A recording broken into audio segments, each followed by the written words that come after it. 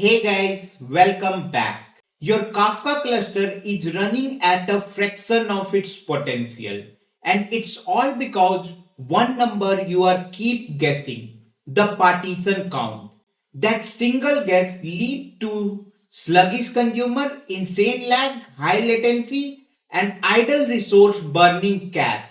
But what if there was a simple framework to get this right? A method the pro used to engineer their system for massive scale. And what if I told you getting it right hinges on avoiding one crucial mistakes almost everyone does?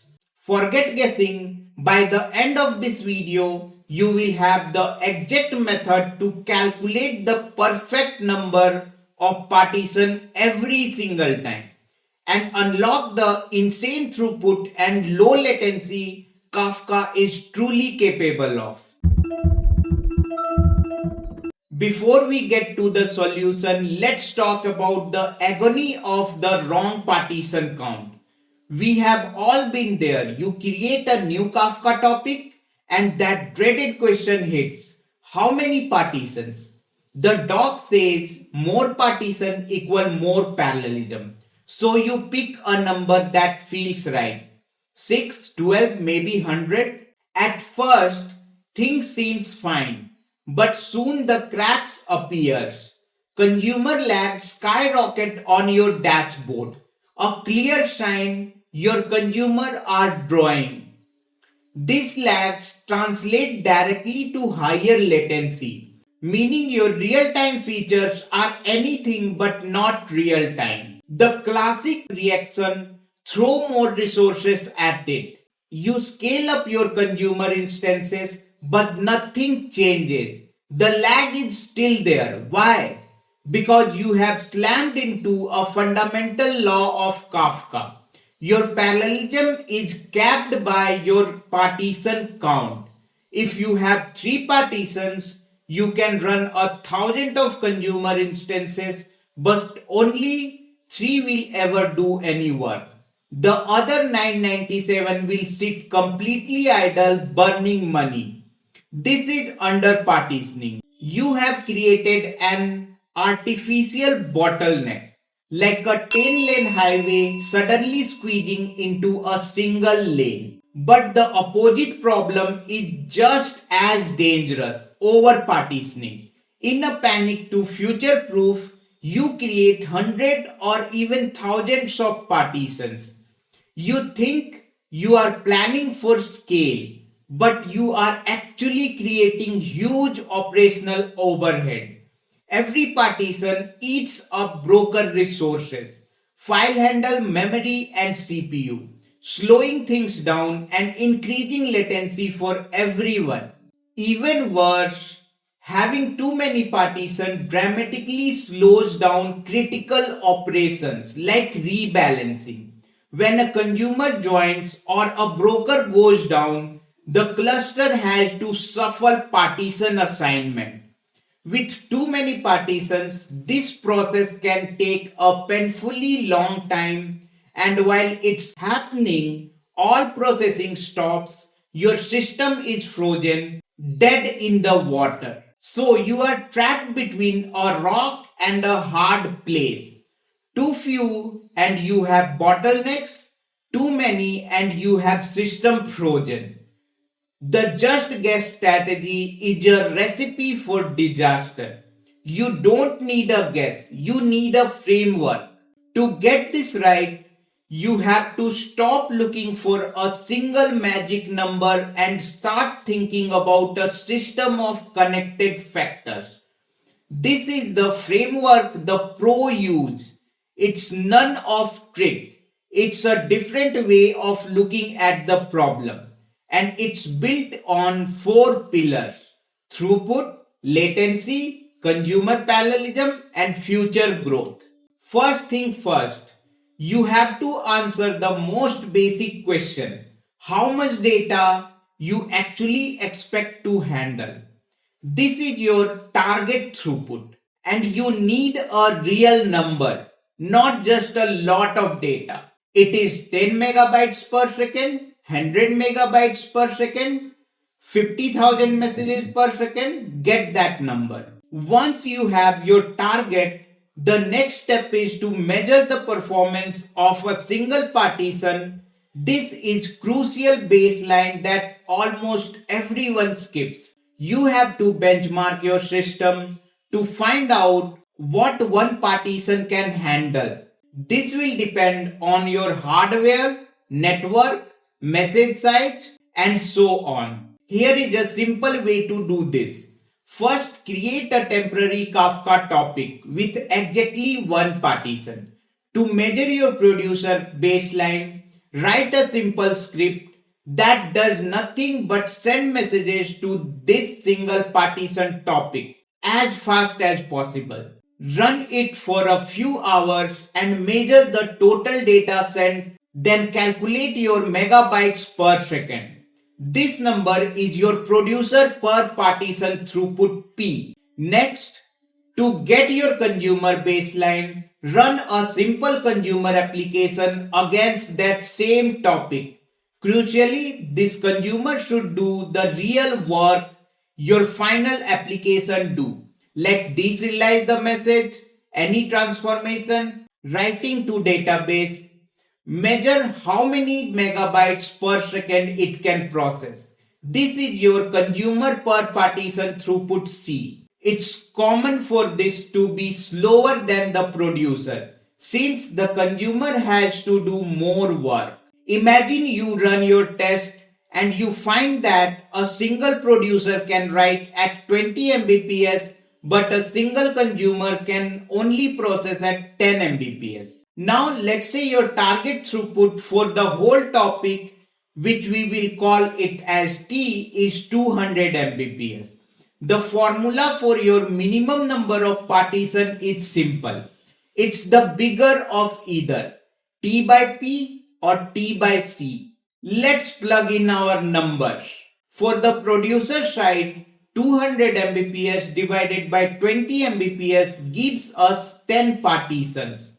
For the consumer side, 200 Mbps divided by 10 Mbps gives us 20 partitions. The formula says to take the maximum number of those two. In this case, that's 20. Why the maximum? Because your system is only as fast as its slowest part. If you only create 10 partitions, your producer would be fine, but your consumer would be completely overwhelmed. With 10 partitions, they could only handle 100 Mbps total, while data is pouring in at 200 Mbps.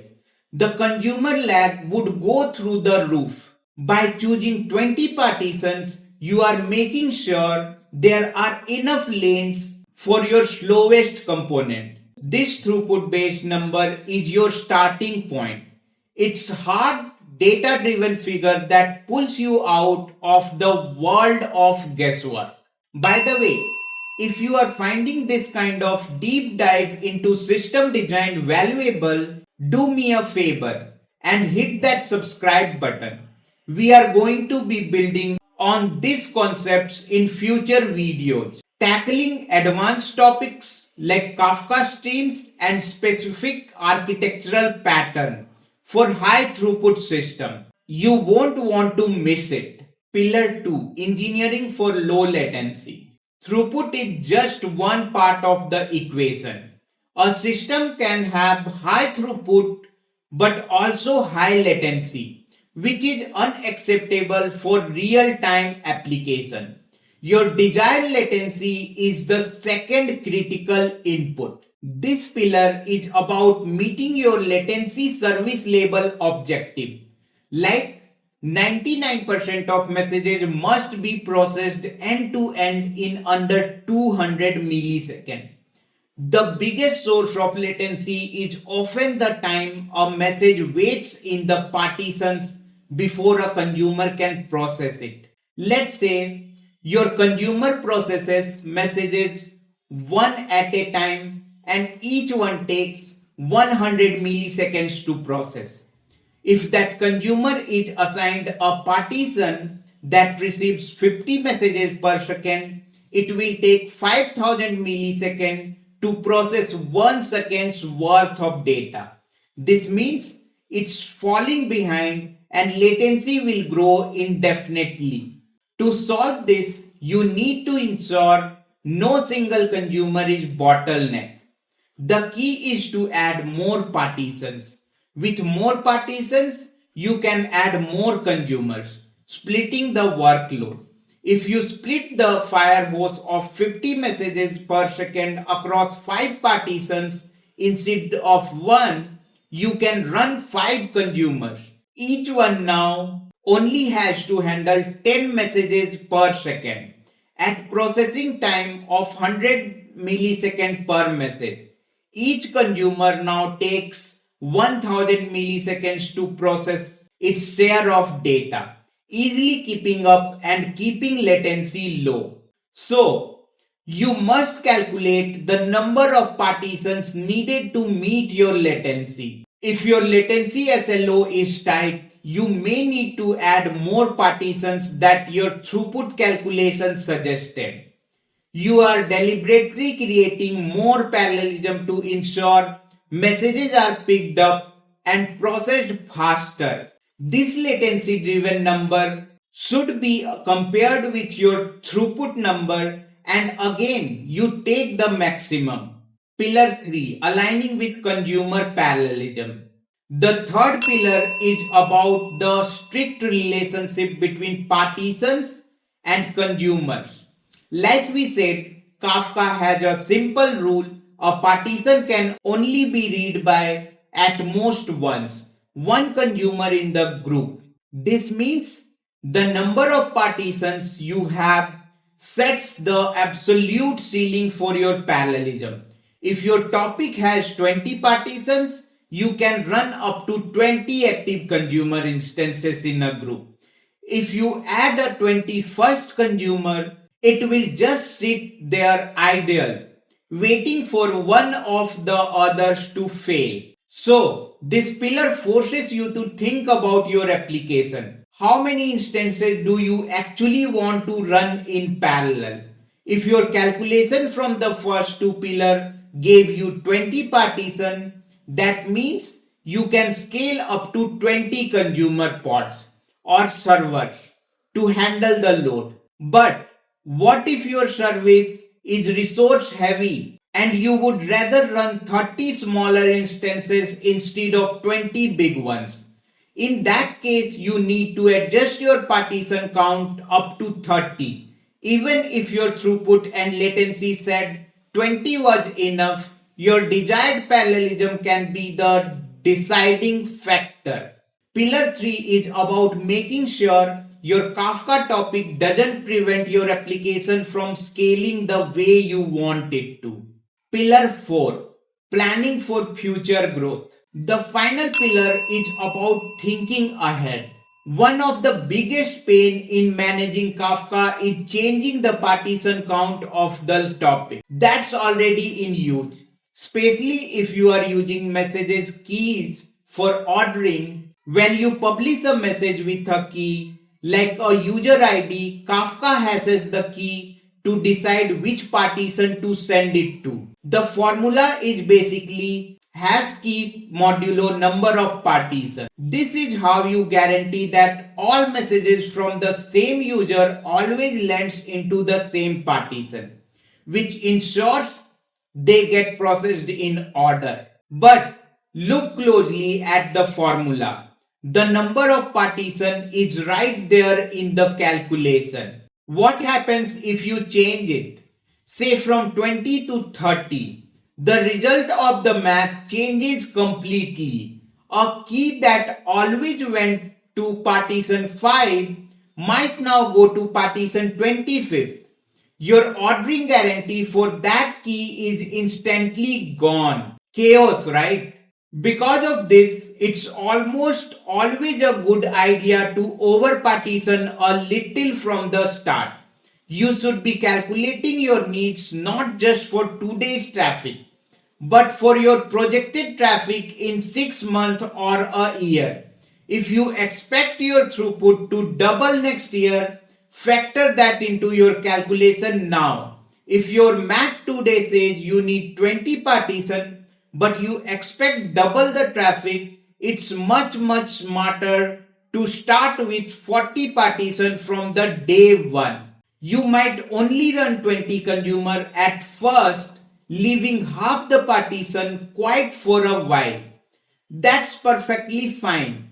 It gives you headroom to scale up your consumers as traffic grows without ever having to touch the partition count and risk breaking your ordering. It's a way easier to add more consumer than it's to add more partitions. The pillar is about planning ahead. Don't just solve today's problem, build for tomorrow's scale. So, you have done the math and picked the perfect number of partition. Your system is ready to scale. But all that careful work be ruined by one final mistake, choosing the wrong partition key.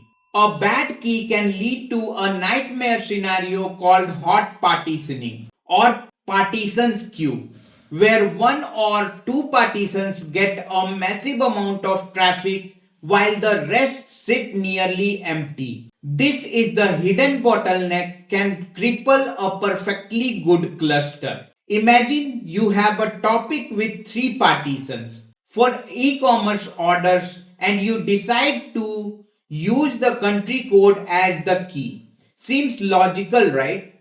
But 80% of your business is in United States. The result, the vast majority of your messages will all hash to the same few partitions.